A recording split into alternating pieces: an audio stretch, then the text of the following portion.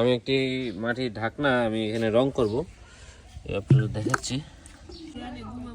আমাদের চাঁদপুর হাজীগঞ্জে এই নাটোরায় এই মাটির পাতিল তৈরি করতেছে। দেখুন, এই কি পাতিল না, মাটির পাতিল তৈরি করতেছে, সম্পূর্ণ কাঁচা মাটি দিয়ে তৈরি করতেছে। এগুলোকে এইভাবে বাড়ি দিয়ে পাতিলে রূপান্তরিত করা হবে।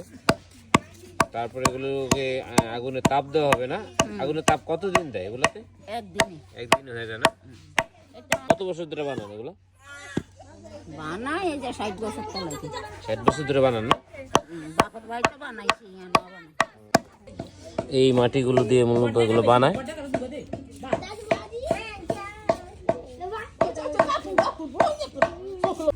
এই শামুক না? হ্যাঁ।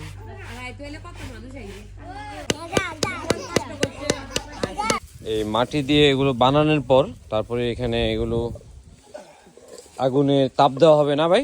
কত সময় রাখা হবে? আজকে রাত্রে রেখে দেবেন না? এখন আছি চাঁদপুর হাজীগঞ্জ নাটোরা না? এইগুলো একদম মাটি দিয়ে তৈরি করে। এগুলো কি বলে এই এগুলো? হরা নাকি? এই প্রথম এগুলোকে বানানো হয় এই মাটি দিয়ে, তারপরে রং দেওয়া হয়। ওইগুলো আগুনে দেওয়া হয় না? না এমনিতে আগুনে দেওয়া লাগে। ধান লাগে। আমি একটি মাটির ঢাকনা আমি এখানে রং করব, আপনাদের দেখাচ্ছি। হয়ে গেল, হয়েছে না? এগুলো পার পিস কত করে বিক্রি করেন?